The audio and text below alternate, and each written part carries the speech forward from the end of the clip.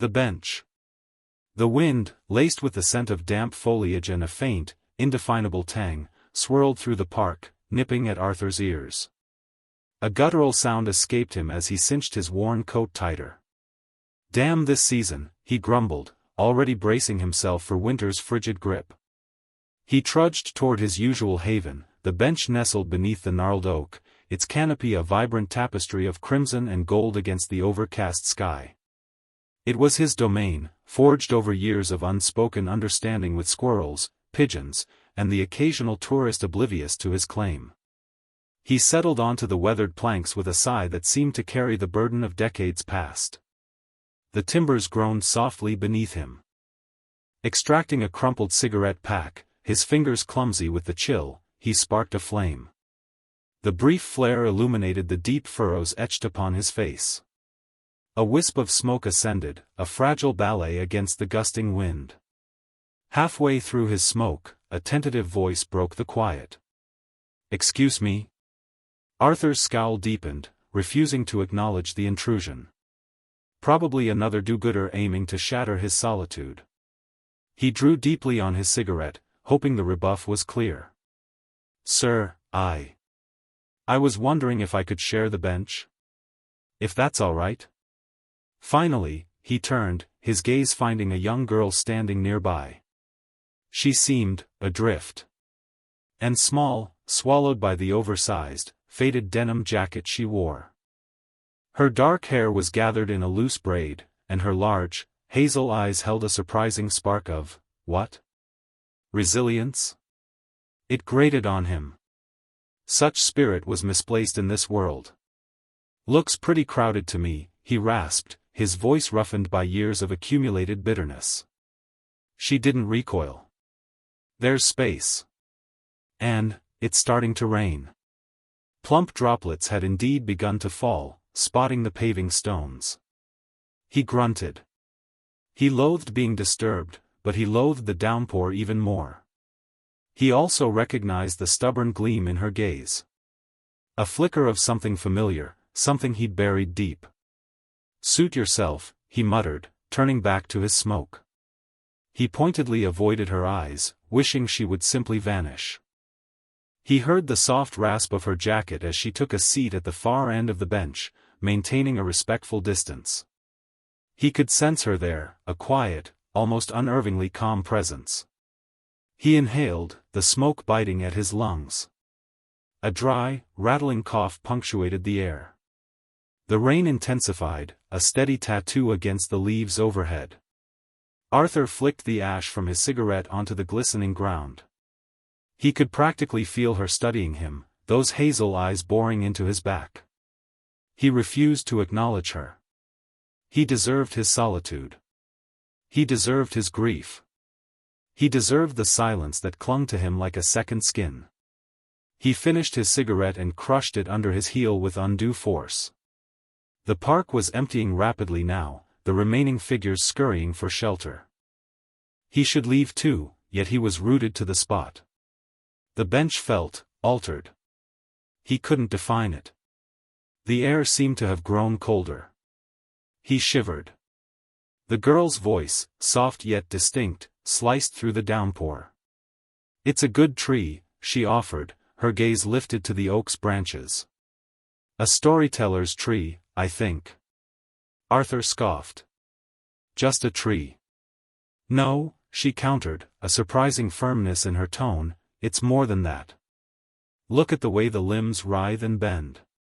They're spinning a tale. A very ancient tale. A story takes root." The porch swings creak sliced through the afternoon like a rusty saw blade, each oscillation a nagging reminder of Arthur's foul mood.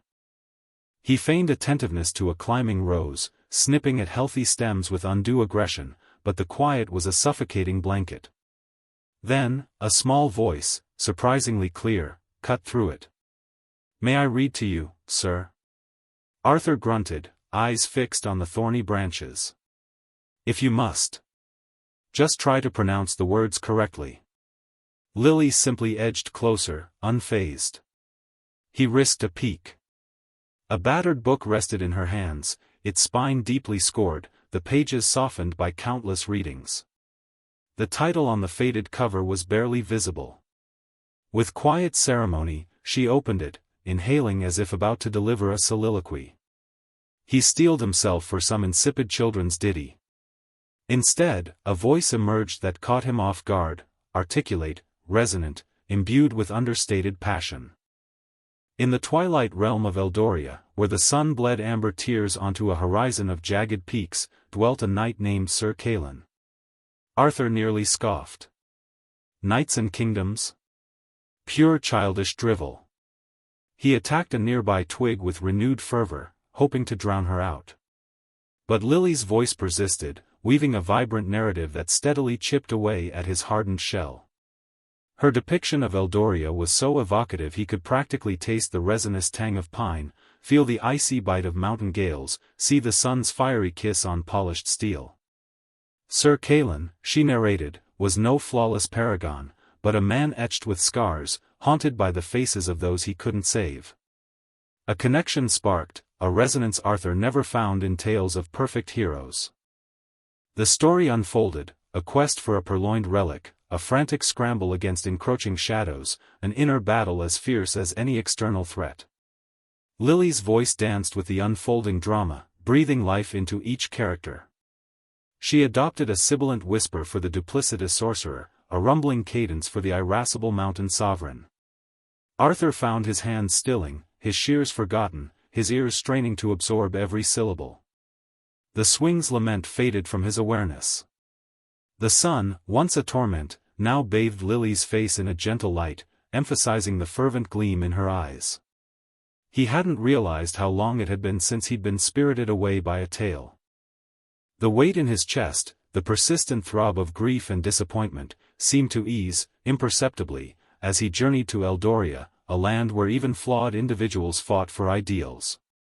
As Lily approached a particularly perilous juncture, where Sir Callan faced an obstacle that seemed insurmountable, Arthur leaned forward almost without conscious thought. He was captivated. He was involved. He cared deeply. Abruptly, Lily ceased reading. Lifting her gaze, her cheeks now tinged with color, she announced, "That's all for today, sir." Arthur blinked, jolted back to reality. The silence crashed down with renewed force. He felt a strange twinge of longing. He cleared his throat, attempting to resurrect his gruff exterior. "Not bad," he conceded, avoiding her eyes. "Though that Callan sounds like an idiot. Rushing headlong into danger like that." Lily offered a knowing smile, one that crinkled the corners of her eyes. "Perhaps," she murmured. "But sometimes, only fools have the courage to try." Under the bridge. Arthur huffed, tugging at the brim of his well-worn cap. "All right, enough tall tales for now. A bakery calls, and you've got, well, your own pursuits." A flicker of sadness momentarily dulled Lily's usual sparkle. "Actually," she murmured, unusually subdued, "I should go check on my dad. He's close by." Arthur, already angling towards the bakery door, halted. "Close by? Doing what? Stirring up trouble?" He winced internally at the gruffness that had colored his question, seeing the shadow it cast in Lily's eyes. "No. Nothing like that. He's just resting." She picked at a loose thread on her coat. "He enjoys watching the river." Before Arthur could inquire further, the afternoon's oppressive gray cracked open. Rain, fat and frigid, began to descend, each drop a tiny hammer blow. The market square erupted in a flurry of motion as people dashed for cover, their cheerful din replaced with shouts and hurried footfalls. "Wonderful," Arthur grumbled, tugging his cap lower. "Just perfect." He turned back to Lily. "You'd best be going, kid. Wouldn't want you catching a cold." But Lily remained rooted to the spot. Rain slicked her hair to her face as she stared fixedly at something behind him. He pivoted, following her gaze. It was the ancient stone bridge spanning the river, its imposing arches looming like dark teeth against the raging sky. "He's there," she breathed, her voice a fragile thing. Under the bridge. Arthur frowned, his brow furrowed with concern. Under the bridge? What's he doing under there in this downpour? Finally, her eyes met his, and the utter weariness he found there silenced him. It wasn't fear, nor shame, but a profound resignation that belied her young years. We live there, Arthur, she confessed, the words a hushed spill. Under the bridge. It keeps us dry, mostly. The rain redoubled its assault, a relentless drumbeat on the cobblestones. Arthur stood transfixed, his mind struggling to absorb the weight of her words. Poverty he had suspected, seeing the worn patches on her coat and the holes peeking from her boots. But this was beyond imagining. He glanced from Lily, shivering and drenched, to the imposing structure overhead. Under the bridge. A home. A forgotten ember of righteous indignation flared within him, scorching away the apathy that had long enveloped him. Not at Lily, not at her father, but at the sheer, grinding injustice of their existence. How could a child, a bright spark like Lily, be relegated to such a life? He clenched his fists, the familiar ache in his chest tightening with purpose. He had been so consumed by his own private grief, so busy tending his own wounds, that he had become blind to the suffering that surrounded him. "Come on," he said, his voice regaining its strength, though laced with a newfound tenderness. "Let's get you both out of this deluge."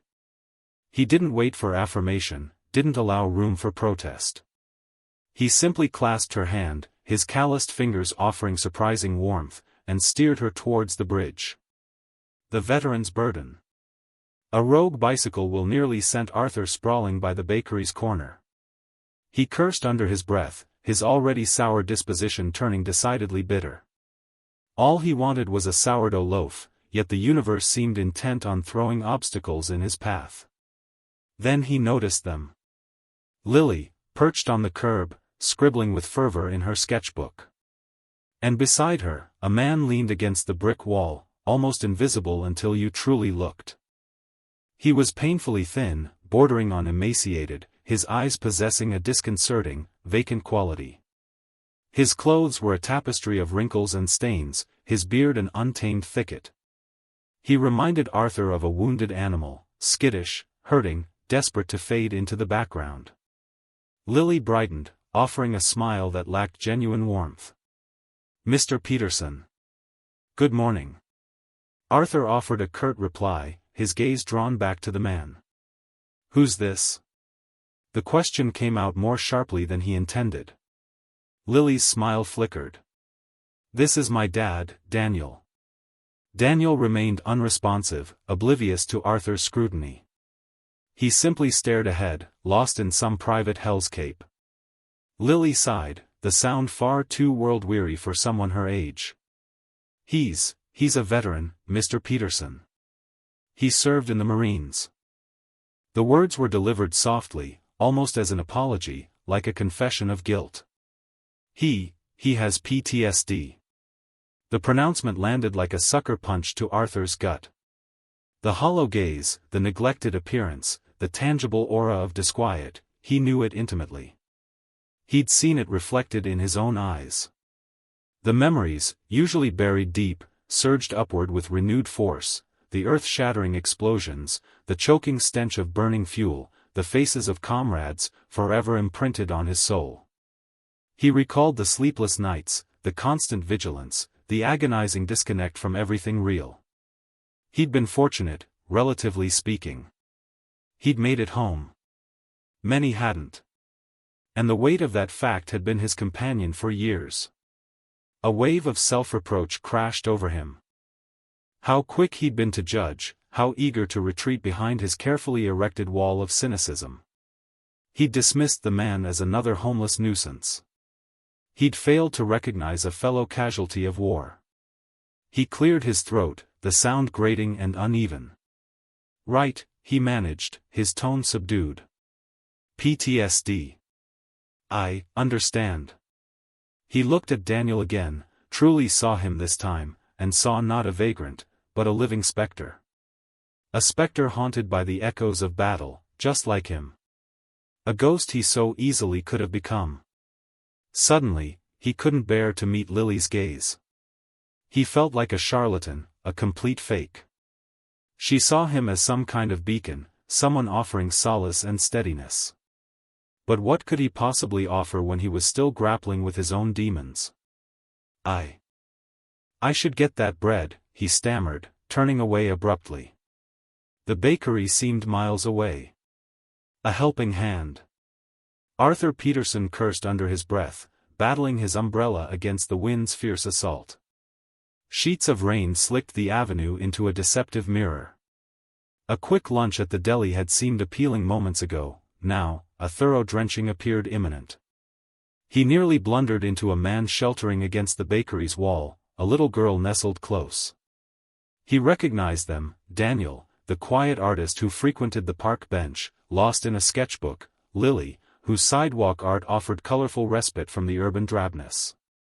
Arthur typically steered clear of everyone, preferring the solace of his own brooding. Yet, their desperate huddle, rain-soaked and forlorn, stirred a dormant empathy, a twinge he usually suppressed. "Lost, are you?" he growled, the question edged with unintended harshness. Daniel glanced up, his face ashen. He recoiled at the gruff tone, instinctively drawing Lily nearer. "Just waiting for a break," he murmured, avoiding Arthur's gaze. Peterson scoffed. "Break? This is just the overture. You'll be here all week." He paused, scrutinizing them. Daniel's worn jacket was scant protection, and Lily trembled, her features pinched with cold. "Where's home?" A flicker of shame crossed Daniel's face. "Nowhere, precisely." He swallowed, his voice tight. "I lost my job weeks ago. The apartment went with it." The confession hung in the air, heavy with despair. A familiar unease twisted in Arthur's gut, a blend of pity and cynicism. He'd witnessed this slide before, the broken promises, the spiraling decline. "So, living rough?"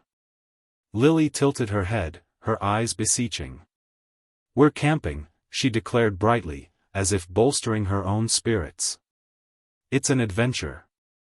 Arthur's expression softened imperceptibly. The child's bravado couldn't mask the fear lurking beneath. He sighed, a sound like escaping steam. He loathed pity. He loathed feeling anything. Tightening his grip on the resistant umbrella, he thrust it towards Daniel. "Here," he said roughly. "Take this." Daniel drew back. "Oh, no, I couldn't." "Don't be an idiot," Arthur snapped. "I have another. And take this." He wrestled a crumpled wad of bills from his pocket. "Get the girl some hot chocolate, at least." Heat flushed Daniel's face. He glanced from the money to Arthur, his eyes a complex mix of gratitude and defiance. "Sir, I can't," he stammered, trying to return the umbrella. "I appreciate the thought, but we'll be fine." Arthur glared. "Fine? You're drenched, destitute. What kind of fine is that?" Lily tugged at her father's sleeve. "Papa, please. It's okay." Her voice, though small, was firm. Daniel met Lily's gaze, then Arthur's. The battle within was plain to see, pride versus the primal need to protect his daughter. The rain persisted, each drop a tiny hammer blow against their precarious existence. Lily's plea. The cottage air hung heavy, a suffocating blanket woven from regret. Daniel's gaze remained fixed on the splintered floor, a deliberate evasion of Lily's imploring eyes. Outside, rain hammered the glass, a frantic drumbeat mirroring the turmoil within him. "Papa," Lily started, her voice a small, steady flame against the encroaching darkness, "we need assistance." He recoiled as if struck. "We're all right, Lily-bug. We always get by." "No, Papa, we don't. We are far from all right, and haven't been for ages. Pretense changes nothing. Remember the Emperor's tale?" Silence reigned until a child dared to speak. That child is me now. We require Mr. Peterson's aid. The stark truth in her plea was a painful jab. He scrubbed a hand through his receding hairline. I can't. I won't be indebted. Lily knelt, her small hand enveloping his rough one. Her touch radiated warmth, a welcome contrast to the creeping chill that had taken root deep inside him. It's not about indebtedness, Papa. It's about survival. It's about your daughter. Please, consider me. I yearn for new stories, Papa. I wish to stop mending my clothes each night. I wish you wouldn't give up meals so I could eat. Her voice fractured, yet she persisted. Mr. Peterson, he seems kind-hearted. He noticed us. He saw you. And he desires to provide help. Don't let your pride deny us. Daniel met her gaze, recognizing not just a child, but a distillation of the woman she would become, indomitable, unwavering, and fiercely protective. He saw the burden she bore on her slight frame, a burden he himself had placed. A renewed wave of shame engulfed him, scalding and corrosive. Very well, he croaked, the word a ragged whisper. Very well, Lily-bug. We shall accept his generosity. Lily embraced him, burying her face in the coarse fabric of his jacket. Thank you, Papa. Thank you. Daniel eased back, his eyes going to Arthur, who stood awkwardly by the doorway, his expression an enigma. He cleared his throat roughly. Mr. Peterson. I thank you. For your kindness. We are grateful. The words felt like stones in his mouth, but he forced them out nonetheless. Arthur stepped into the room, his customary reserve replaced by something resembling genuine empathy. He met Daniel's gaze, his typically cool blue eyes now reflecting an unexpected depth. There is no need for thanks, Mr. Hayes. I am happy to assist. He flickered a glance at Lily, a fleeting smile gracing his lips. She's quite persuasive. Lily squeezed her father's hand, her eyes sparkling with hope. The storm outside began to abate, the wind now sighing through the branches like a tender lullaby. Arthur observed them, a curious sensation unfurling within him. He perceived the quiet dignity in Daniel's acceptance, the fervent love illuminating his features as he looked upon his daughter. He noted the unwavering resolve in Lily, a beacon of hope burning brighter than any hearth. He was no longer performing a mere act of charity. He was becoming a piece of something more profound. Something he hadn't even known he lacked. A new mission. The engine hummed, a low thrum that usually soothed Arthur on his drive home. Tonight, it was just another layer of noise competing with the echoes of Lily's voice, the resigned slump of Daniel's shoulders. He replayed the scene in his mind, the cracked phone screen, the threadbare coats, the quiet dignity that somehow made their circumstances even more appalling. He gripped the steering wheel tighter, knuckles white. He'd handed over a few bills, an automatic gesture, expected, polite. But the image of Lily and Daniel lingered, a persistent discomfort he couldn't shake. It was more than just pity. It was something else. A flicker of recognition, perhaps, of the precariousness of life, the thin line separating comfort and despair. The manicured lawns of his neighborhood blurred past. He usually found solace in the orderliness, the predictable rhythm of suburban life. Tonight, it felt sterile, almost offensive. He parked in the garage, the automatic door sighing shut, sealing him in. He sat there for a moment, the silence amplifying the thoughts swirling in his head. He climbed out, the leather of his car seat cool against his skin. Inside, the house was immaculate, a testament to Martha's meticulous nature.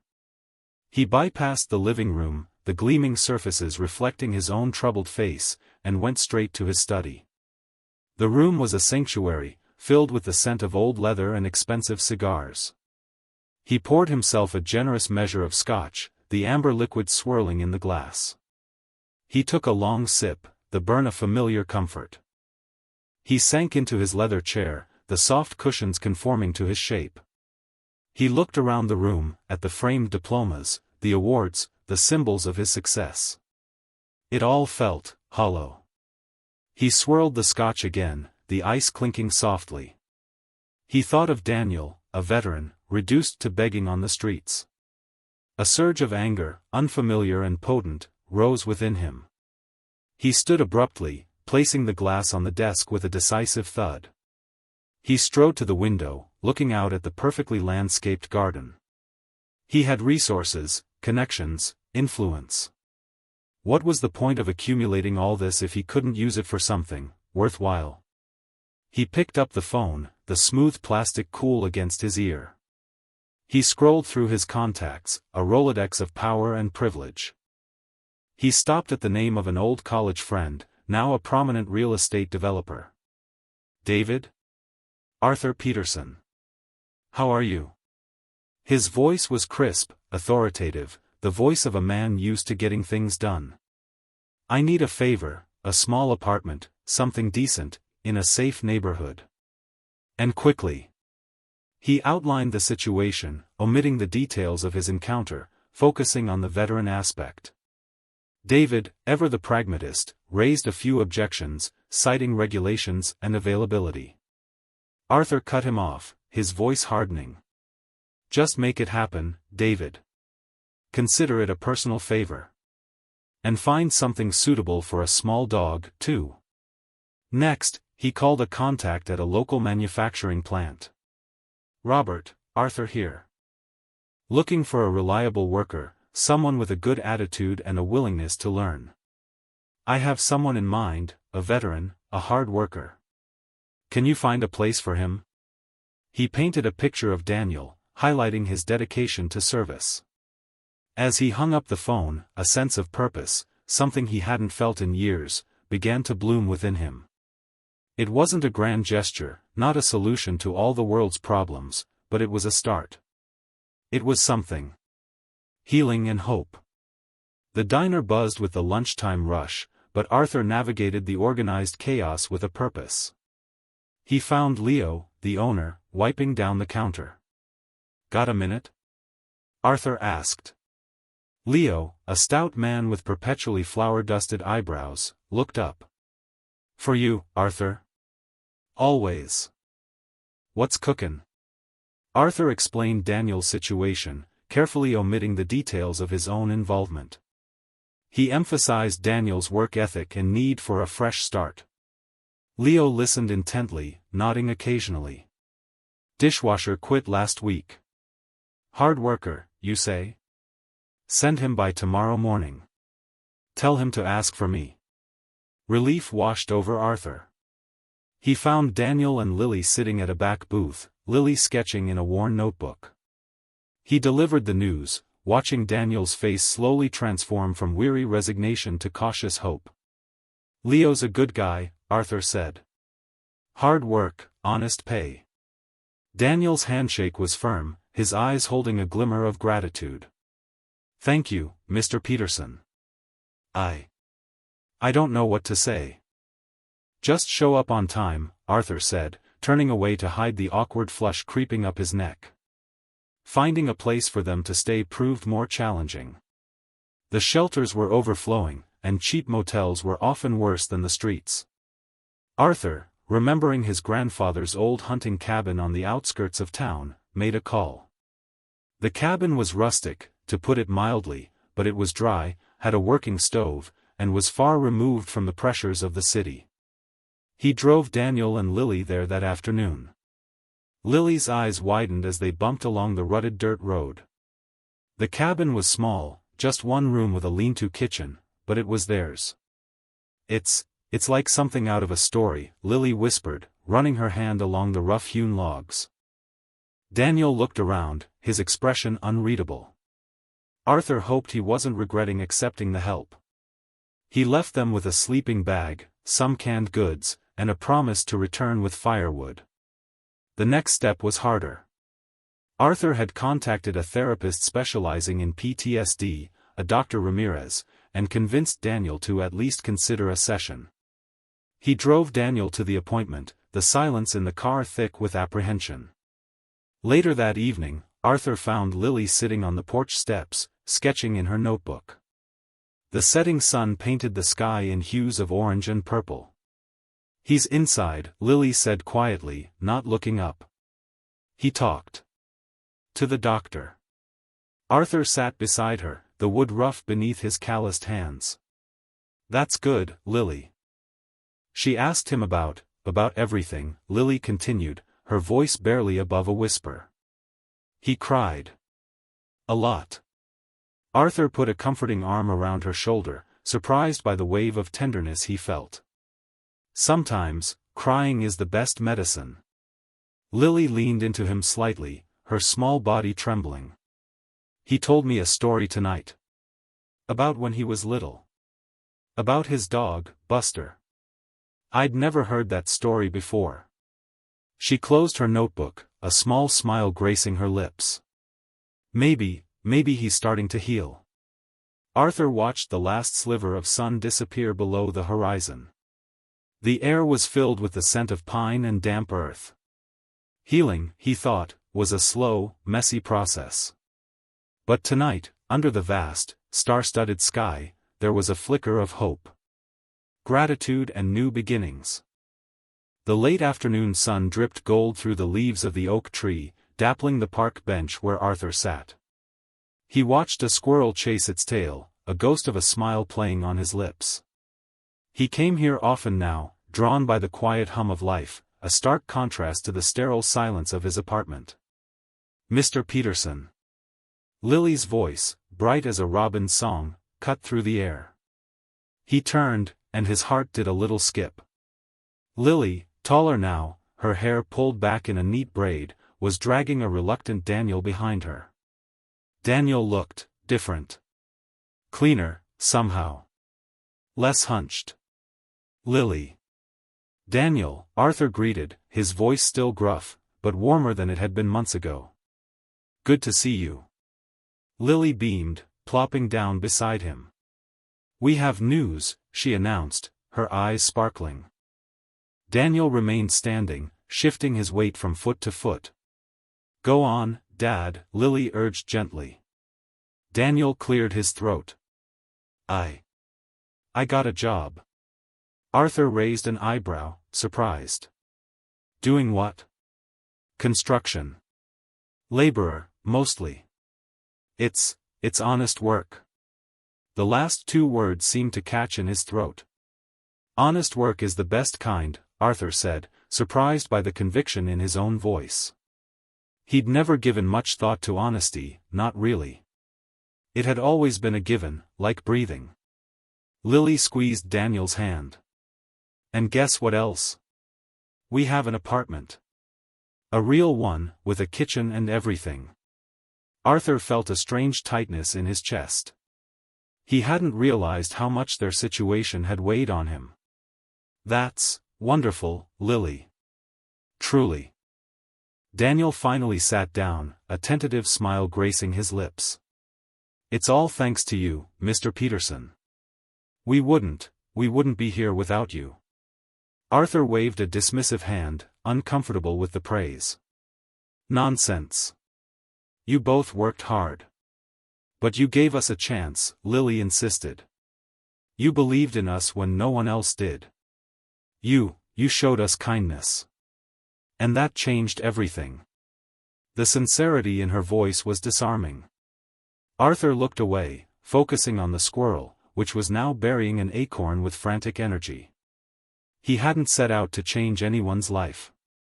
He'd simply offered a seat. Daniel spoke again, his voice thick with emotion. I messed up a lot of things, Mr. Peterson. I let Lily down.